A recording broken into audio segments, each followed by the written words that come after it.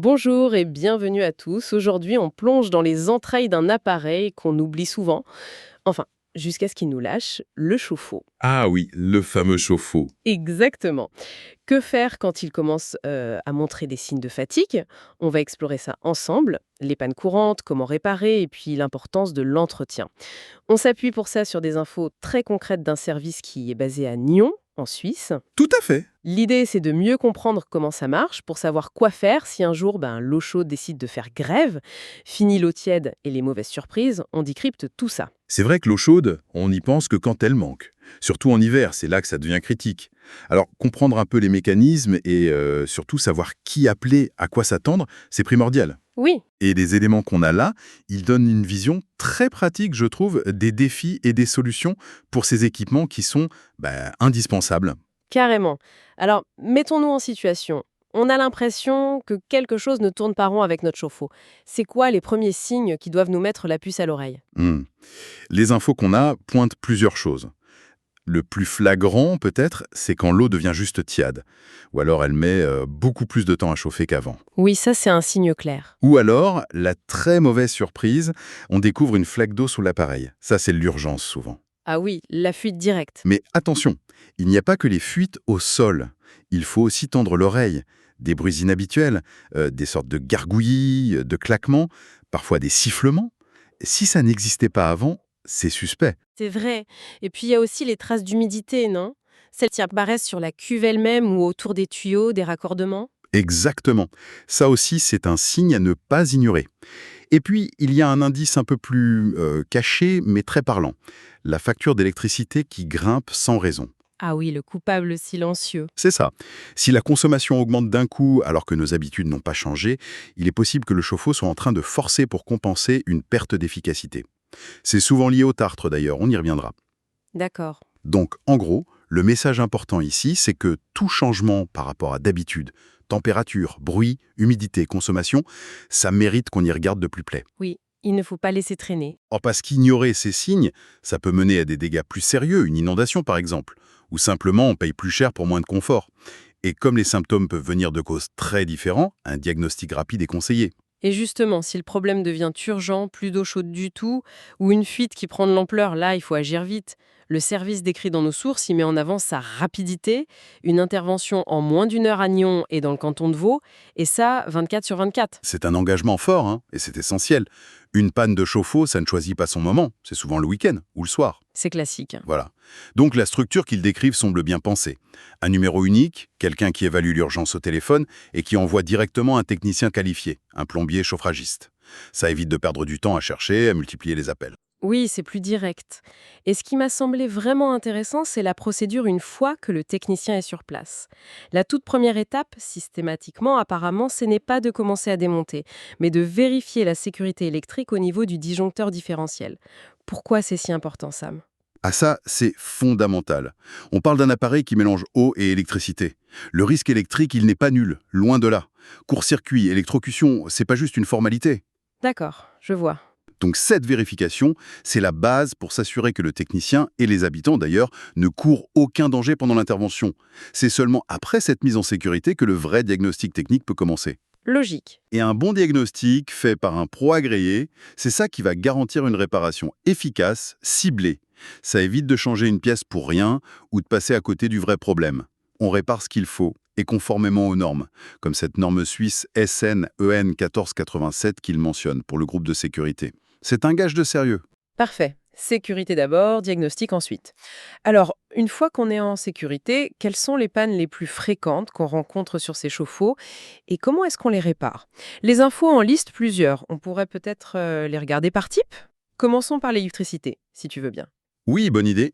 Alors, si l'appareil ne chauffe plus du tout, mais que le courant arrive bien jusqu'à lui, le problème est souvent interne.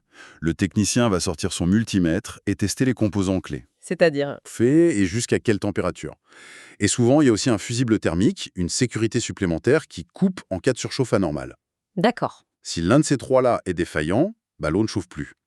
La solution, c'est de remplacer la pièce défectueuse par une neuve et bien sûr une caisse conforme aux spécifications de l'appareil. Ok, ça c'est pour l'électrique pur. Et si ce aussi vient plutôt de l'eau, des fuites par exemple? Alors les fuites, oui, c'est un grand classique malheureusement. Une source très fréquente de fuite, c'est le groupe de sécurité. Ah oui, cette pièce dont on a déjà parlé. Exactement. Cette petite valve sur l'arrivée d'eau froide. Son rôle est double. Évacuer la surpression quand l'eau chauffe et se dilate, c'est normal qu'il goûte un peu pendant la chauffe, et empêcher l'eau chaude de repartir dans le réseau d'eau froide grâce à un clapet anti-retour. D'accord. Et il peut fuir plus que la normale? Oui, avec le temps, le calcaire ou simplement l'usure peuvent l'endommager. Et là, il peut se mettre à goûter en permanence ou même à fuir franchement. Et dans ce cas, la réparation, c'est simple. Si le diagnostic confirme que c'est bien le groupe de sécurité qui fuit, oui, la solution est de le remplacer. Et comme on disait, les techniciens sont censés utiliser une pièce conforme aux normes, comme cette fameuse norme suisse SNEN 14E87. C'est important pour la sécurité et la durabilité. Très bien. Autre problème possible, le thermostat ou la sonde de température qui déraille. Ça donne quoi comme symptôme? Si c'est le thermostat ou sa sonde qui ne fonctionne plus correctement, ça joue directement sur la température de l'eau. Deux cas de figure. Soit l'eau devient beaucoup trop chaude, ce qui est dangereux, risque de brûlure grave, Oui, attention à ça. soit, au contraire, l'eau reste tiède ou carrément froide, même si les résistances, elles, fonctionnent. Donc là, le technicien va tester ces éléments de régulation et les remplacer si besoin par des pièces certifiées adaptées au modèle. Logique. Et puis, il y a les autres fuites, celles qui ne viennent pas du groupe de sécurité. Elles peuvent venir d'où? Elles peuvent avoir plein d'origines en fait. Ça peut être tout simple. Des joints d'étanchéité au niveau des raccords entrée eau froide, sortie eau chaude qui sont vieux, secs, craquelés. Mhm. Ça peut être des raccords qui se sont un peu desserrés avec le temps, les vibrations, les changements de température. Parfois, c'est un bout de tuyau connecté au chauffe-eau qui est corrodé et qui fuit. D'accord. Mais le scénario le plus embêtant, c'est quand la fuite vient de la cuve elle-même. Ah oui. Pourquoi c'est plus grave? Parce que la cuve, c'est le réservoir principal, le cœur de l'appareil. Si elle est percée, souvent à cause de la corrosion interne, le tartre et une eau agressive peuvent accélérer ça, eh bien une réparation est quasiment impossible. Ou alors, ça coûterait tellement cher que ça n'a aucun sens économiquement. Donc là, c'est... Là, c'est remplacement complet du chauffe-eau. C'est la seule solution viable. Les sources précisent d'ailleurs qu'ils proposent aussi l'installation d'un nouveau chauffe-eau dans ces cas-là. C'est pour ça que le diagnostic est crucial pour distinguer une petite fuite sur un joint, qui se répare facilement, d'une fuite de cuve, qui condamne l'appareil. Je comprends mieux la différence, oui. Les infos parlent aussi d'un cas particulier, les chauffe-eau thermodynamiques. Qu'est-ce qu'ils ont de spécial? Alors, ceux-là sont plus récents et beaucoup plus économes en énergie. Pourquoi? Parce qu'ils n'utilisent pas qu'une résistance électrique. Ils ont une petite pompe à chaleur intégrée, un peu comme un frigo inversé, qui capte les calories présentes dans l'air ambiant, souvent l'air de la buanderie ou du garage, pour chauffer l'eau. C'est astucieux. Très, mais du coup, ça ajoute une couche de complexité technique. On a des composants spécifiques au circuit de la pompe à chaleur. Un détendeur, un évaporateur, un compresseur, un filtre. Ce sont des pièces qu'on ne trouve pas sur un chauffe-eau électrique classique. Et les techniciens savent intervenir là-dessus aussi? Apparemment oui, d'après nos sources. Ils seraient formés pour diagnostiquer et réparer aussi ces éléments-là. Ça demande une double compétence, en plomberie chauffage et un peu en froid climatisation. D'accord. Oui, ça illustre bien, je trouve, la complexité croissante de ces appareils. Chaque pièce a un rôle précis. Le groupe pour la sécurité pression, le thermostat pour la température, la résistance pour chauffer, les joints pour l'étanchéité. C'est un petit écosystème. Exactement. Et sur les modèles thermodynamiques, on rajoute toute la partie pompe à chaleur. Donc oui, ça demande un diagnostic de plus en plus fin qui navigue entre la plomberie, l'électricité, la régulation et même un peu de thermodynamique. Tout ça nous amène assez logiquement à la question suivante. Comment on peut éviter au maximum d'en arriver à toutes ces pannes? Et là, le conseil qui revient vraiment force dans les informations, c'est l'entretien régulier. Avec un ennemi désigné, le tartre. Le calcaire, oui. C'est l'ennemi public numéro 1 du chauffe-eau, surtout dans les régions où l'eau est dite dure, c'est-à-dire riche en calcium et magnésium. Avec la chaleur, ces minéraux précipitent et forment un dépôt solide, le tartre. Et il se dépose où principalement? Partout dans la cuve, mais surtout sur l'élément le plus chaud, la résistance. Et ce tartre, il agit comme un isolant. Ah, Ouais. Du coup, la résistance doit chauffer beaucoup plus fort et plus longtemps pour réussir à transmettre sa chaleur à l'eau à travers cette couche de calcaire. Résultat direct, ding! Une surconsommation d'électricité pour le même résultat. C'est une perte d'efficacité énorme. et j'imagine que ce n'est pas le seul problème que cause le tartre. Ça doit aussi abîmer l'appareil. Tout à fait. Au-delà de gaspiller de l'énergie, cette accumulation de calcaire peut endommager les composants. Il peut bloquer le mécanisme du groupe de sécurité, perturber la mesure de la sonde de température et surtout, il peut accélérer la corrosion de la cuve. Comment ça? En créant des zones sous le dépôt, où l'eau stagne, où la protection naturelle de la cuve est attaquée, où des réactions chimiques indésirables se produisent. Bref, à terme, le tartre réduit considérablement la durée de vie du chauffe-eau. D'où l'importance du détartrage, qui est mis en avant comme service. L'idée, c'est bien d'enlever physiquement ce calcaire accumulé. C'est exactement ça. Ouvrir le chauffe-eau, après l'avoir vidé et mis hors tension, bien sûr, nettoyer la cuve, gratter ou décoller le tartre de la résistance, c'est une opération qui permet de redonner à l'appareil son efficacité d'origine et de prévenir pas mal de pannes futures. Donc, cet entretien préventif, et le détartrage en particulier, ce n'est pas juste une dépense, c'est plutôt un bon investissement. Complètement. Un détartrage régulier, la fréquence, ça dépend de la dureté de l'eau locale et de l'usage, mais on parle souvent de tous les 3 à 5 ans. Ça permet vraiment de garder des performances énergétiques correctes et surtout de prolonger la durée de vie de l'appareil de plusieurs années. C'est rentable. Oui, ça semble logique. Et les sources suggèrent même quelque chose d'intéressant. Si le chauffe-eau est très entartré, il y a de bonnes chances que le reste de l'installation sanitaire, la chaudière si on en a une, le lave-linge, les tuyaux, le soit aussi. Ah oui, bonne remarque. Du coup, ça peut valoir le coup d'avoir une approche un peu plus globale.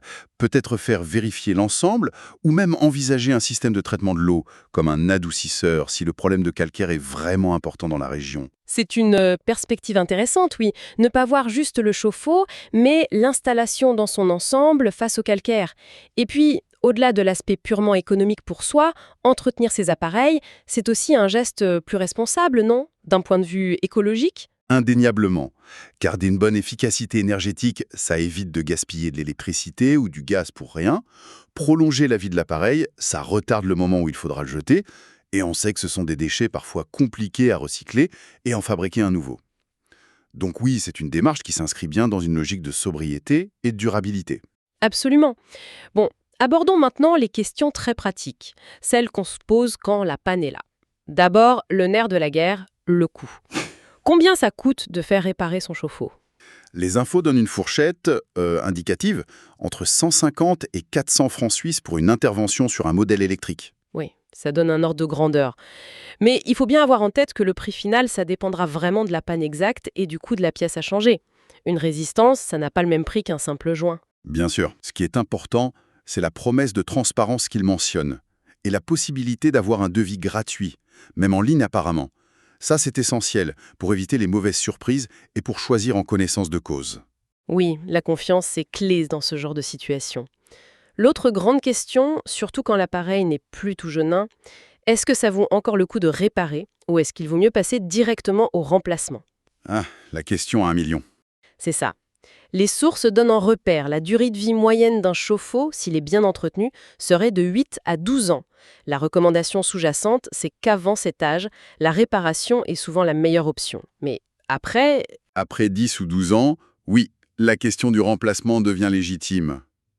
Il faut peser le pour et le contre. D'un côté, le coût de la réparation qu'on envisage. De l'autre, l'âge de l'appareil, son état général.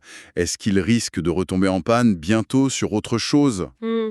Et puis, il y a un autre facteur. Un chauffe-eau neuf serait très probablement plus performant énergétiquement qu'un vieux modèle de plus de 10 ans.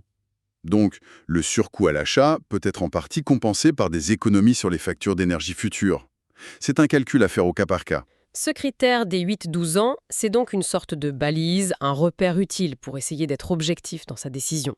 Ça aide à sortir de l'émotionnel du genre « Oh non, mon vieux chauffe-eau » ou à une grosse dépense. Chauffe-eau qui a été régulièrement détartré, vérifié, il a plus de chances d'atteindre et même de dépasser cette durée de vie moyenne en étant encore en bon état. Ça repousse l'échéance du remplacement. On voit bien le lien entre technique, durée de vie et économie, décision de réparer ou remplacer. Tout à fait. Enfin, pour être complet sur le côté pratique, les informations précisent aussi la zone où ce service intervient. Tout le canton de Vaud, avec une mention spéciale pour la rapidité promise sur Nyon et ses alentours, près du lac Léman, Stans, Villa, la Lavrate. Oui, c'est une information logistique importante pour les habitants de la région. Savoir qu'il y a un service d'urgence qui couvre sa zone et qui peut venir vite, c'est rassurant quand on se retrouve sans eau chaude, ce qui est quand même assez stressant au quotidien. C'est clair. Bon, voilà, je crois qu'on a fait un tour assez complet de cet univers parfois un peu opaque, du dépannage et de l'entretien des chauffe-eau, en se basant sur ce service nyonnais. On a vu les signes qui doivent alerter, comment se passe une intervention type avec cette étape clé de la sécurité. Oui, On a détaillé les pannes les plus courantes et leurs réparations, électriques, groupe de sécurité, thermostat, les différentes fuites, et cette distinction importante avec la cuve percée. On a surtout insisté, je pense, sur l'intérêt de l'entretien préventif, notamment le détartrage, pour l'efficacité et la longévité. Tout à fait. Et on a fini avec les critères pour aider à choisir entre réparer ou remplacer. Et peut-être, pour ouvrir un peu la réflexion, on pourrait se demander ce que notre façon de gérer l'entretien de ces appareils, essentiels mais un peu cachés, dit de notre approche plus générale. Est-ce qu'on est plutôt dans la réaction face à la panne ou dans l'anticipation, la prévention? C'est une bonne question. Et puis, cette démarche de diagnostic qu'on a décrite, d'abord la sécurité, puis les tests logiques, l'identification de la cause première, avant de réparer, est-ce que ce n'est pas une méthode, une compétence qu'on pourrait appliquer plus souvent dans notre vie, face à d'autres problèmes techniques, ou même pas techniques d'ailleurs? Prendre le temps de comprendre avant d'agir. Exactement, plutôt que de tester des solutions un peu au hasard. Voilà, c'est peut-être une petite piste de réflexion à garder, une fois que l'eau chaude coulera à nouveau, bien sûr.